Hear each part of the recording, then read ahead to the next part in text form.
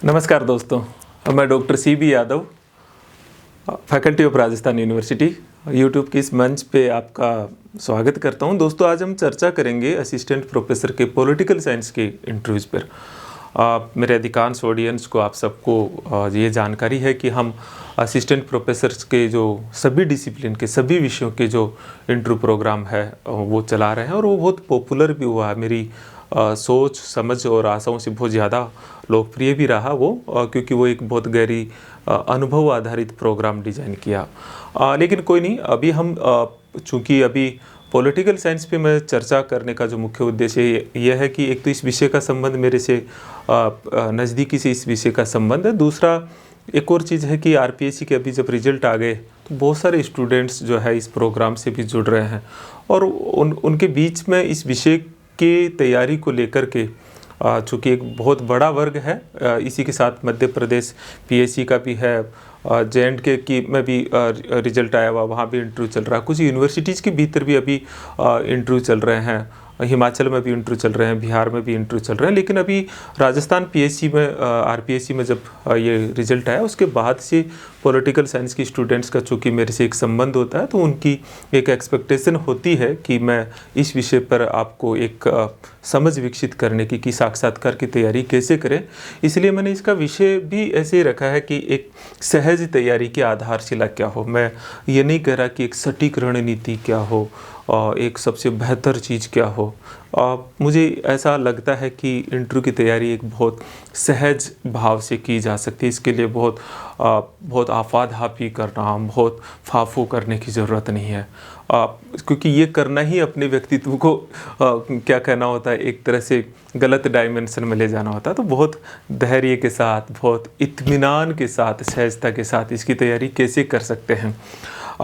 चूँकि मेरा खुद का राजस्थान यूनिवर्सिटी में डिपार्टमेंट ऑफ पब्लिक एडमिनिस्ट्रेशन है, लेकिन मेरा political science, public administration, philosophy तीनों से नेट JRF रहा। और जो अध्यापन करवाया मैंने ज़्यादा, जो उसमें पॉलिटिकल साइंस जो सब्जेक्ट था उसकी नेट की हो, चाहे वो व्याख्याता के हो, इस पे मेरे ज़्यादा लेक्चर रहे हैं।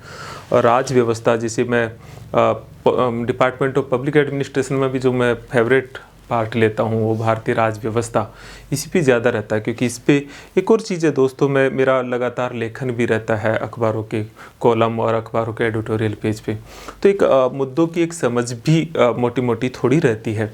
लेकिन मैं अभी इन सब चीज़ों में नहीं जाता, मैं आपसे सीधी चर्चा कर रहा हूँ कि आप अगर आप पास कर लिए हो, ये इंटरव्यू के लिए क्वालिफाई हो गए हो, तो पहले तो दो चीज़ें पैदा हो रही है, आपके दो स्थितियाँ हैं।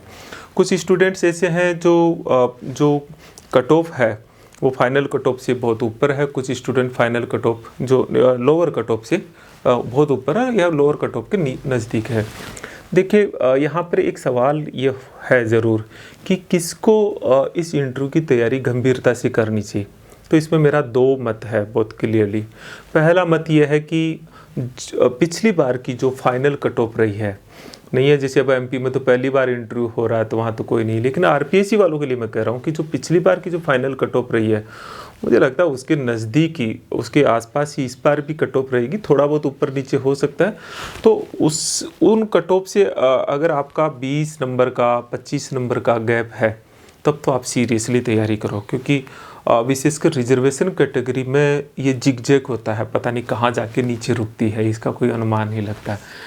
और जिनकी मान लीजिए कि जो बहुत नीचे हैं, नहीं, जैसे मान लीजिए किसी के 80 किसी के 85 मार्क्स है, 90 मार्क्स है और उनका गैप काफ़ी ज़्यादा लगता है, नहीं है, और वो अगर जनरल कैटेगरी में भी है तो क्या किया जा सकता है। ऐसी स्थिति में मेरी आपको एडवाइस ये है कि आपको चूँकि नई वैकेंसी भी आ गई असिस्टेंट प्रोफेसर की, तो ऐसे विद्यार्थियों को दोनों चीज़ें, नई वैकेंसी पे भी फोकस करना चाहिए साथ साथ में, क्योंकि इंटरव्यू की तैयारी कोई अलग से नहीं है कि कोई बहुत कुछ अलग से, थोड़ा सा प्रैक्टिस ही तो है, अगली बार भी करना पड़ेगा। इसलिए मैं ये कभी नहीं कहूँगा कि उन्हें इंटरव्यू की तैयारी नहीं करनी चाहिए, क्योंकि ये तो प्रैक्टिस है। इसलिए उन्हें भी, उन विद्यार्थियों को जिनका ज़्यादा गैप है, मतलब उन्हें लगता है कि हमारा अंतिम चयन शायद ही हो, नहीं, ऐसी स्थिति रहती है ना, उन्हें भी मैं ये कहता हूँ कि अपनी अगली तैयारी के साथ साथ ये जो तैयारी है इंटरव्यू की तैयारी, इससे भी सीरियसली ले, क्योंकि सीरियसली लेने का मतलब क्या है, वो जो पढ़ रहे हो वो तो पढ़ ही रहे हो, थोड़ी सी प्रैक्टिस ही तो करनी है। और ये लेक्चर ज़रूर वो विद्यार्थी सुने, क्योंकि उनके लिए भी ये विशेषकर ज़्यादा फायदेमंद चीज़ है। तो अब हम आते हैं कि आप अगर पॉलिटिकल साइंस में इंटरव्यू के लिए क्वालिफाई हो गए हो तो क्या करें। तो मैंने समय बचाने के लिए पॉइंट्स लिखे हैं ताकि हम जल्दी जल्दी चीज़ों को बता पाऊँ। देखिए दोस्तों, क्या कर सकते हैं।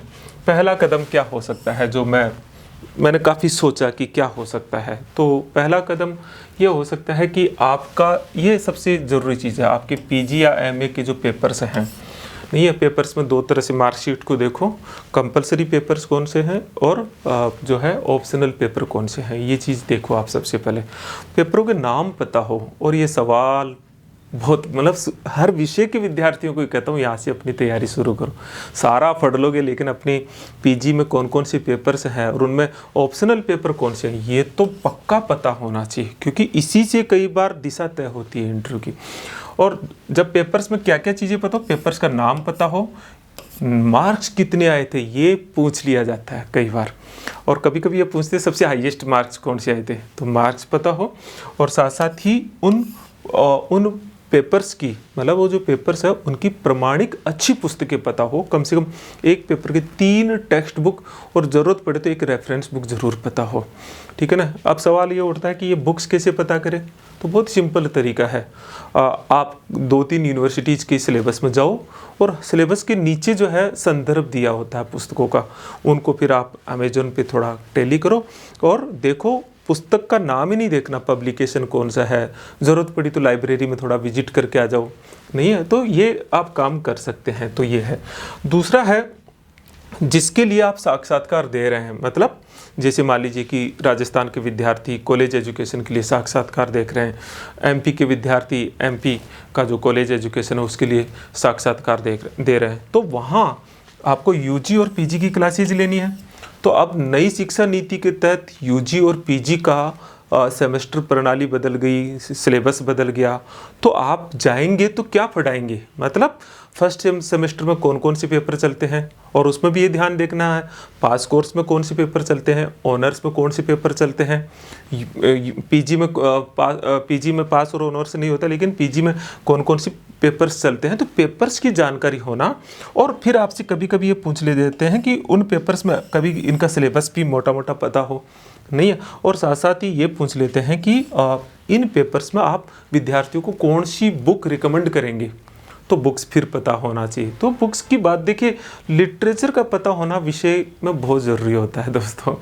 तो पहला कदम, सबसे पहली काम ये करो आप, है ना, छोड़ो थोड़ी देर के लिए बुक्स और इन चीज़ों को छोड़ो, आपादाफी छोड़ो। सबसे पहले अपना तो देखो भाई, कहाँ जा रहा हूँ मैं, उसमें क्या पढ़ाऊँगा मैंने जो पढ़ा वो क्या पढ़ा था, तो सबसे पहला काम ये कर लो। पहला कदम मुझे लगता है आपको ये करना चाहिए। दूसरा कदम क्या कर सकते हो, वो मुझे भी नहीं पता, लेकिन अभी हमारे एक पश्चिम बंगाल के साथी थे, जो हम बच्चों से रूबरू करवाया था, पॉलिटिकल साइंस के बच्चों से।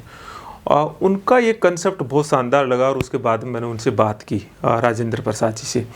उनका क्या कंसेप्ट था कि क्या होता कि इंटरव्यू की किसी भी टर्म पर जो शुरुआत होती है, किसी भी टर्म पे, वो ही डिसाइड कर देती है आगे की चीज़ें, और ये शुरुआत ही से ही नहीं हो पाती है। और शुरुआत हो जाए तो आगे तो फिर तो एक रिदम बन जाता है। तो बहुत एक अच्छा तरीका बताया, सभी सब्जेक्ट्स में करना चाहिए, लेकिन पॉलिटिकल साइंस वालों को विशेषकर, मैं चूँकि इस विषय से जुड़ा हुआ हूँ, तो मैं उनको थोड़ा सा बता रहा हूँ कि कम से कम आप अपने विषय के 50 से लेकर 100 टर्म्स सेलेक्ट करो। जैसे पावर क्या है, सोवरेंटी क्या है, पॉलिटिकल साइंस क्या है, नहीं है, आप जैसे न्याय क्या है, समता क्या है, स्वतंत्रता क्या है, नागरिकता क्या है, लोकतंत्र क्या है, ऐसे जो है संविधानवाद क्या है, संघात्मक व्यवस्था क्या है, एकात्मक व्यवस्था क्या है, संसदीय व्यवस्था क्या है। तो ऐसे कम से कम आप अपने विषय की 50 से 100 शब्दावलियाँ आप टर्म पहले सेलेक्ट करो, और टर्म सेलेक्ट करके फिर उस टर्म पे आप 2 से 5 मिनट, मतलब कम से कम 2 मिनट आप बोलने का प्रैक्टिस करो।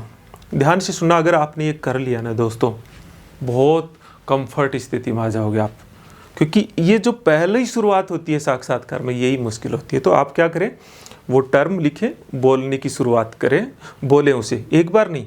इसके लिए काम करें कि आप जब पढ़ रहे होते हो, नहीं है, जैसे मान लीजिए कि आपने लोकतंत्र क्या है, अब लोकतंत्र के लिए बहुत सारी गार्नर की परिभाषा ये सारी देखी, लेकिन फाइनली आप उसके कीवर्ड सेलेक्ट करो।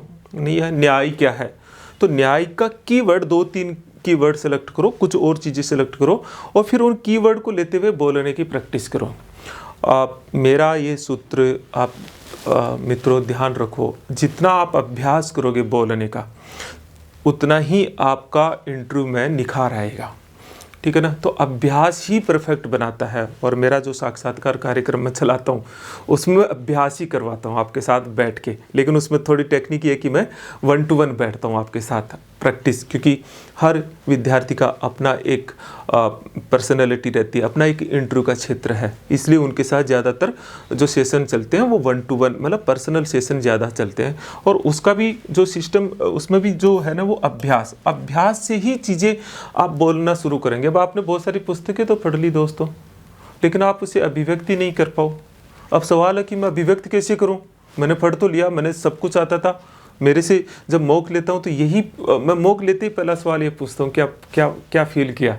तो वो कहते हैं आता तो सब था लेकिन बोल नहीं पा रहे हैं। तो बोल क्यों नहीं पा रहे हैं? क्योंकि अभ्यास नहीं है।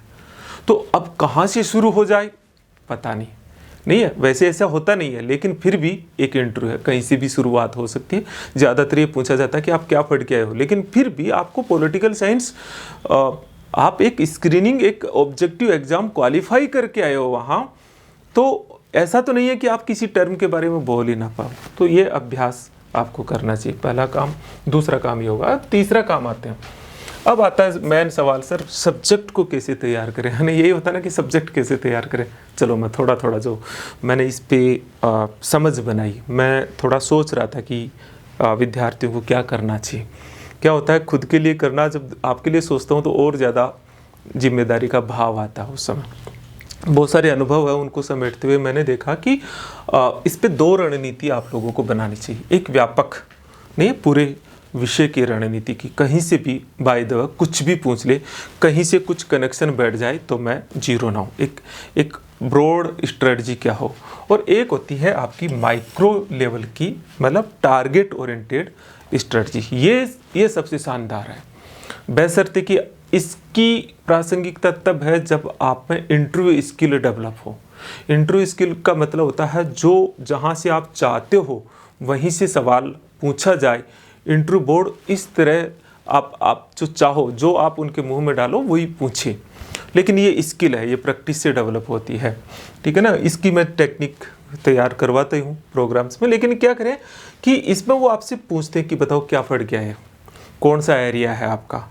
इसमें अगर आपकी पीएचडी है, मान लीजिए कि आपकी पीएचडी है, तो ये स्पेसिफिक एरिया पीएचडी का टॉपिक और इर्द गिर्द ही होना चाहिए।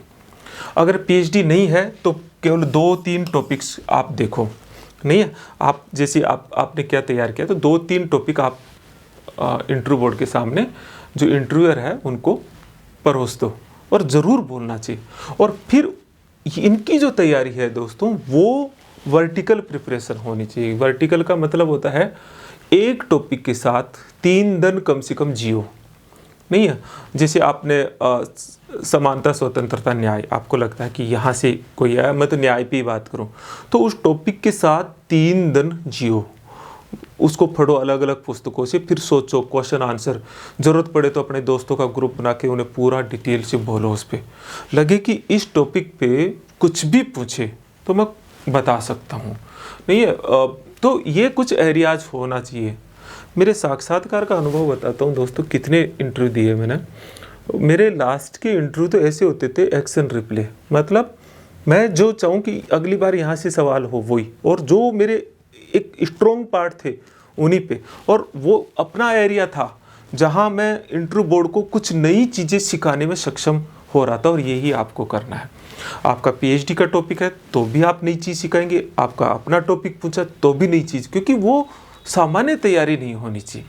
और ज़रूरत पड़े तो उन टॉपिक्स पे एक्सपर्ट की मदद भी ले लो कि मैंने इतनी तो कर ली और मैं क्या कर सकता हूँ। ठीक है ना। एक तो ये है।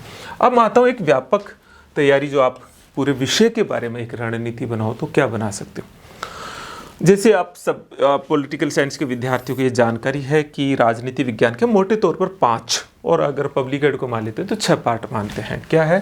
संकल्पनाएं या थ्योरी का पार्ट है, विचारक थिंकर्स है, तुलनात्मक राजनीति है, अलग अलग देशों की तुलनाएं हैं, कुछ संकल्पनाएं हैं, भारतीय राज्य व्यवस्था है, अंतर्राष्ट्रीय राजनीति और लोक प्रशासन हम लेते हैं। लोक प्रशासन को इसलिए कह रहा हूँ क्योंकि असिस्टेंट प्रोफेसर के सिलेबस में तो ये नहीं है, लेकिन नेट में भी होती है और ये पेपर जनरली पॉलिटिकल साइंस के विद्यार्थियों के ये मिलता है। और कभी कभी जो एक्सपर्ट होता है उसका पब्लिक एडमिनिस्ट्रेशन में ज़्यादा झुकाव रहता है। बहुत सारे तो मैंने ये देखा है कि पॉलिटिकल साइंस के प्रोफेसर, और ये भी आपको शायद जानकारी है या नहीं है कि पॉलिटिकल साइंस और पब्लिक एडमिनिस्ट्रेशन को यूजीसी ने ये मान्यता दे रखी है कि अगर पब्लिक एडमिनिस्ट्रेशन से पीजी है तो पॉलिटिकल साइंस में इंटरव्यू दे सकता है एग्ज़ाम दे करके, और पॉलिटिकल साइंस से अगर कोई पीजी है और नेट है तो पब्लिक एडमिनिस्ट्रेशन के असिस्टेंट प्रोफेसर के लिए एलिजिबल है। मतलब ये दोनों विषय को एक दूसरे के बराबर धरातल पर रखा है यूजीसी ने। तो जब यूजीसी ने रखा तो निश्चित तौर पर ये भी आप बेसिक तैयार करो, भले ही आपके सिलेबस में ना हो।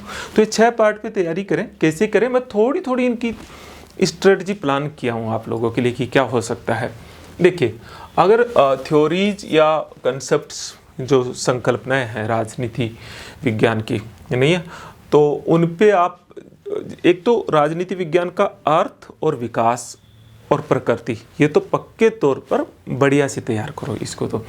लेकिन उसके बाद में जो थ्योरीज है उसमें पूरी थ्योरीज में ऐसे मत जाओ, उनके 4 पॉइंट देखो सिर्फ, उसका अर्थ क्या है, मतलब इसेंस, अर्थ में इसेंस आना चाहिए उस थ्योरी से। जैसे न्याय है तो जॉन रॉल्स, महत्वपूर्ण विचारक कौन है वो एक, और उस विचारक का विचार क्या है, समझ रहे हैं।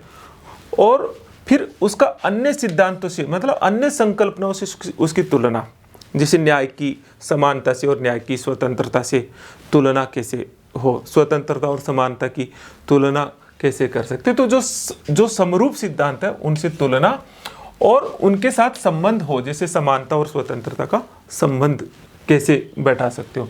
और चौथा पॉइंट आप लेंगे कि वर्तमान में प्रासंगिकता या उस संकल्पना से जुड़ा हुआ कोई मुद्दा, जैसे न्याय से सामाजिक न्याय, फिर भारत में आरक्षण नहीं है तो, या स्वतंत्रता से आर्टिकल 19 नहीं है, आर्टिकल 21, ऐसे जोड़ते हुए। तो 4 पॉइंटों पे ही आप बोलने का अभ्यास करो। मीनिंग क्या है, महत्वपूर्ण विचारक का विचार क्या है नहीं है, और अन्य सिद्धांतों से तुलना और प्रासंगिकता।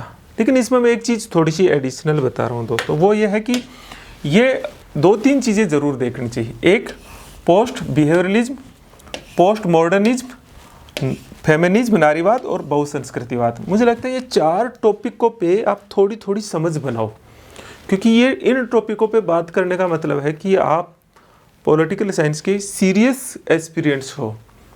तो जो आधुनिक संकल्पनाएं होती है उस पर अगर कोई बात करता है तो निश्चित तौर पर ही वो स्टूडेंट को ज़्यादा गंभीरता से लिया जाता है। ठीक है, एक चीज़। अब मैं आता हूँ कि थिंकर्स की प्रिपरेशन हम लोग कैसे करें। तो थिंकर्स में इंडियन और वेस्टर्न है ही, और कंटेम्प्रेरी 3 भागों में बांटो। बहुत ज़्यादा डिटेल में जाओ, इसमें 2 चीज़ है। पहले एक तो सब किसी भी थिंकर पे अगर थोड़ी थोड़ी मुझे बोलना है तो क्या करूँ मैं, उसकी बुक्स है ना, उस विचारक की, उसका केवल मूल विचार, सारे विचार नहीं, केवल मूल विचार को देखो, और उस विचार की प्रासंगिकता क्या, बहुत छोटा छोटा देख करके माइंड सेट कर लो, कीवर्ड बना लो। ठीक है, इतना ही देखो। लेकिन इसमें मैं जो इम्पोर्टेंट चीज़ है, क्योंकि वो थिंकर्स में आते ही ये पूछते हैं कि आपका पसंदीदा थिंकर्स कौन सा है। ये सवाल जनरली होता है कि किसी एक थिंकर पे आपको पूछ करके इंटरव्यू चलाया जाए, और उस कंडीशन में ज़रूर एक विचारक बता देना चाहिए। अगर भारतीय विचारकों में लें तो मुझे लगता है गांधी सबसे कम कंट्रोवर्शियल है, और विचार बड़ा शानदार है अगर पकड़ बना पाओ तो। ठीक है ना, अंबेडकर को ले सकते हैं नहीं है, और नेहरू को लिया जा सकता है। बाकी तो एम एन रॉय ले सकते हो, लेने के लिए आप जयप्रकाश नारायण ले सकते हो, वीर दामोदर सावरकर ले सकते हो, और भी जो विचारक हैं गोखले ले सकते हो। लेकिन मुझे लगता है कि महत्वपूर्ण चीज़ ये होती है गांधी कम से कम मेरे लिए तो बेस्ट है। आप भी इसे चुन सकते हो। और गांधी के बारे में तो मैं वैसे भी कहता हूँ कि थोड़ी समझ होनी चाहिए इसके विचार पे। और दूसरा होता है कि पाश्चात्य विचारकों में बहुत सारे हैं, लेकिन कौन से लिया जा सकते हैं, जैसे वर्तमान की राजनीति में हो तो मैकियावली बड़े अच्छे से डिफेंड कर सकते हो, जिसके साथ डिफेंड कर सकते हो। मतलब उनमें क्या देखना है विचारकों में, उसका मूल विचार क्या है, क्यों पसंद है ये विचार, उसकी प्रासंगिकता क्या है। जब भी ध्यान रखो, जब भी आपका पसंदीदा विचारक की बात हो तो दोस्तों उस समय आपका एक्सप्रेशन ऐसा होता है ना जैसे तो एक जन्नत मिल गई हो। लगता है कि ये मेरा पसंदीदा है, तो उस पर बात करते हुए आपके चेहरे के एक्सप्रेशन ऐसे नहीं हो कि मुरझाए हुए हो। मेरा पसंदीदा है तो फिर मैं ग्रीन को पसंद करता हूँ, तो फिर ग्रीन पे बात करते हुए ऐसा लगे कि हाँ सच में इसका पसंदीदा है। तो पसंदीदा पूछने का मतलब ये नहीं कि आप बता रहे हैं, उसके प्रति एक एक्साइटमेंट भी होता है। उसकी बातों को आप रखते हो तो उसमें एक ज़बरदस्त आप में एनर्जी होनी चाहिए। अब शायद मेरा भाव समझ गए होंगे आप, है ना, मैं जो समझाना चाह रहा हूँ। इसमें जो मैं कुछ समझ पाया, क्योंकि ये भी होता है कि क्या ले, मैकियावली ले सकते हो, मिल ले सकते, बेंथम की बजाय मिल, क्योंकि स्वतंत्रता पे तो बात करता है लेकिन उनका जो सुखवाद है व्यापक दृष्टिकोण रखता है। मिल ले सकते हैं, हिगेल ले सकते हैं, क्योंकि वो मार्क्स और हिगेल दोनों ले सकते हैं। मैंने मार्क्स नहीं लिखा, लेकिन मार्क्स भी आज इसका भी एक अपना पक्ष है, हालांकि कंट्रोवर्शियल है, लेकिन क्यों पसंद है उसको देना फिर प्रासंगिकता उसकी साबित करनी पड़ेगी। हिगेल चूँकि वो पूरी राज्य को ही एक आध्यात्मिक उसमें कन्वर्ट करता है, सुपरमेसी ऑफ पावर को मानता है, तो हिगेल को भी ले सकते हैं, ग्रीन भी ले सकते हैं, ग्राम्सी भी ले सकते हैं, नोजिक भी ले सकते हैं, लेकिन कोई एक पकड़ो, ठीक है ना। लेकिन जिसको भी पकड़ो उसको डीपली फटके उसके पक्ष में थोड़ा होता है ना कि मेरा ये क्यों है, और वो आपकी पसंद का होना चाहिए। चलिए विचारकों की बात हो गई। अब हम बात करते हैं कि कंपेरेटिव पॉलिटिकल साइंस जो है, पॉलिटिक्स है, उस पर क्या हो सकता है। चूँकि उसमें दोस्तों अलग अलग देशों की व्यवस्थाओं को देखोगे, कुछ संकल्पनाएं हैं, तो उसमें कुछ कंटेम्प्रेरी इश्यूज, कुछ थ्योरी का पार्ट देख लेना चाहिए मेरी दृष्टि से। सी.बी. गेना पढ़ोगे तो बड़ी पुस्तक है, इतना बड़ा पढ़ेंगे या नोट्स पढ़ेंगे, कुछ चीज़ ज़रूर देखनी चाहिए जो मैंने इसमें थोड़ा नोट किया कि क्या हो सकता है इसमें। एक हो सकता है इसके मुद्दे या व्यवस्थाएं। इसमें अमेरिका में चूँकि अभी अभी चुनाव हुआ है, तो अमेरिका की जो प्रेसिडेंशियल चुनाव की जो व्यवस्था है उसको थोड़ा गहराई से देखो उसको। इसी तरह से कुछ संकल्पनाएं जैसे कॉन्स्टिट्यूशनलिज्म, संविधानवाद, ये वैसे भी बहुत अच्छी बात है कि आप इस पे बात कर पा रहे हो। Political modernisation, political development, political culture, ये कुछ ऐसे टॉपिक हैं मित्रों जिस पे अगर आप बात करते हो तो एक सीरियस एस्पिरेंट्स के तौर पर उभरते हो, और ये ज़रूरी है कि ये पॉइंट अगर आप पे इन पर अगर आपकी समझ है तो ये क्या है नहीं है, और फिर 2-3 सवाल बैक टू बैक, तो इन पे थोड़ी गहरी समझ बनाना, और वो बोलने की प्रैक्टिस होनी चाहिए, ध्यान देना है। और थोड़ा आप कुछ तुलना कर सकते हो, जैसे संघ federalism versus unitary system, parliamentary system versus presidential system, और हम क्यों अपनाए, कहाँ पे है, थोड़ा ये देख सकते हो। उनकी करैक्टरिस्टिक्स को ज़रूर देख लेना चाहिए। ओके, अब आते हम भारतीय राज व्यवस्था। मुझे लगता है कि ये साक्षात्कार में महत्वपूर्ण होता है। जब स्टूडेंट कहीं अटक रहा है थ्योरी को मैं ज़रूरी मानता हूँ, लेकिन फिर उसके बाद में जो शिफ्ट होता है वो इंडियन पॉलिटी। ज़्यादातर स्टूडेंट्स का जब मौक लेता हूँ तो कहते भी हैं कि सब इंडियन पॉलिटी पे सवाल पूछ लो। चलिए भाई पूछते हैं, लेकिन इंडियन पॉलिटी में जो प्रॉब्लम है वो क्या है। एक तो आर्टिकल, बहुत माइक्रो लेवल पे आर्टिकल्स रहते हैं, तो आर्टिकल्स की समझ। दूसरी प्रॉब्लम क्या होता है कि आपका जो ओपिनियन है, क्योंकि वो आपको उलझाते हैं, उसमें कंट्रोवर्सी में डालते हैं, और उस कंट्रोवर्सी से निकलने का रास्ता क्या हो, ये सबसे कठिन चीज़ होती है। इसलिए मैं इसमें बिल्कुल एक मेरा मंत्र देता हूँ। वो मंत्र है कि प्रियम्बल और प्रियम्बल के जो शब्द है उनके मीनिंग बहुत गहरे से नहीं है।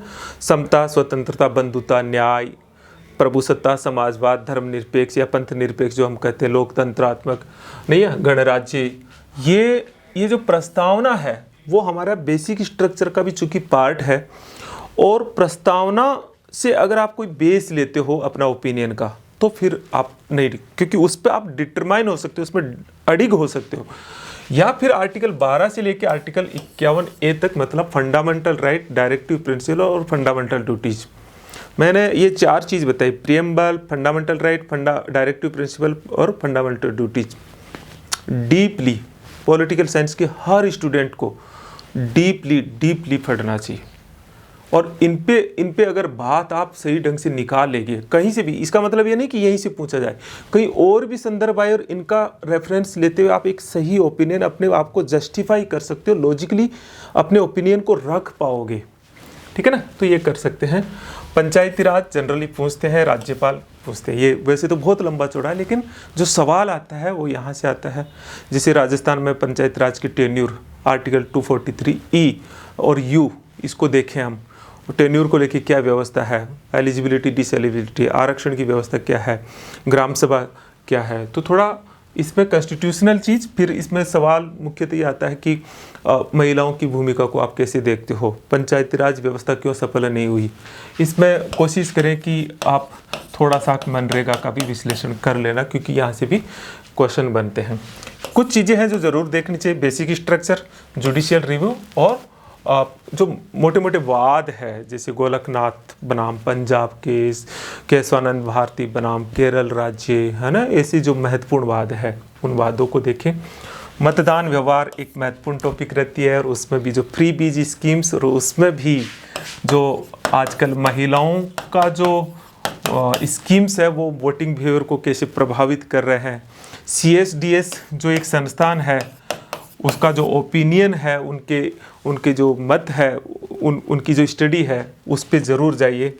यूनिफॉर्म सिविल कोड ज़रूर याद कर लीजिए। EVM का मुद्दा थोड़ा देख लीजिए, आर्टिकल 370 ज़रूर इस इश्यू पे देख लीजिए। थोड़ी अभी तो समय नहीं है तो मैं ज़्यादा बात नहीं कर पाऊँगा।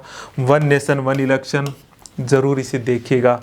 फेडरलिज्म सिस्टम में जो गतिशीलता, मतलब केंद्र राज्य संबंधों में जो बदलता स्वरूप है, उसे देख लीजिए। केंद्र राज्य संबंधों पर जो समितियां हैं सेंट्रल जो है, उसे देख लीजिए चाहिए। और उसमें भी MM पुंछी कमेटी को ज़रूर देखिएगा आप। ओके, लोक प्रशासन में क्या देख सकते हैं, ठीक है, इसका बहुत ज़्यादा नहीं, लेकिन एक पॉलिटिकल साइंस के विद्यार्थी को लोक प्रशासन के मीनिंग के बाद में NPA, NPM, गुड गवर्नेंस, 3 चीज़ अगर वो पढ़ ले सही, तो मुझे लगता है उसका काम हो जाता है। मिन्नोब्रुक कॉन्फ्रेंस जो तीनों हुई है, उनको वो कंपेरेटिवली देख ले तो काम हो जाता है। RTI सिटीजन चार्टर, इसकी प्रमुख बुक्स टेलर, मेयो और मैस्लो, और लास्ट में हम कहें तो हसबर्ग तो मुश्किल पड़ जाएगा, लेकिन मैकग्रेगर नहीं है। अगर आप इनको थोड़ा थोड़ा भी देख लोगे तो मुझे नहीं लगता कि फिर इस सेक्शन से कोई ऐसा सवाल पॉसिबल हो सकता है। मुझे लगता है कि एक आपकी कंफर्ट जोन में आप रहोगे। ये चीज़ इंपॉर्टेंट है। कुछ चीज़ ऐसी भी होती है दोस्तों,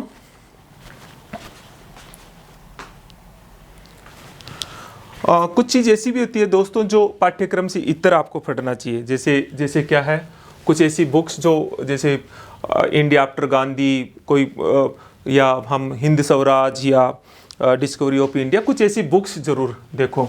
कुछ पत्रिकाएं, किस तरह की पत्रिका हो सकती है, पॉलिटिकल इकोनॉमी वीकली, आउटलुक, ऐसे कुछ पत्रिकाओं के नाम लिखो। कुछ जर्नल्स, कुछ संस्थाएं जैसे CSDS या दूसरी लोक नीति संस्थाएं, तो कौन कौन सी संस्थाएं हैं। तो थोड़ा समय कम है, वीडियो थोड़ा लंबा हो गया, और मैं लास्ट में आता हूं कि हम क्या मदद करते हैं मित्रों हमारे प्रोग्राम्स में।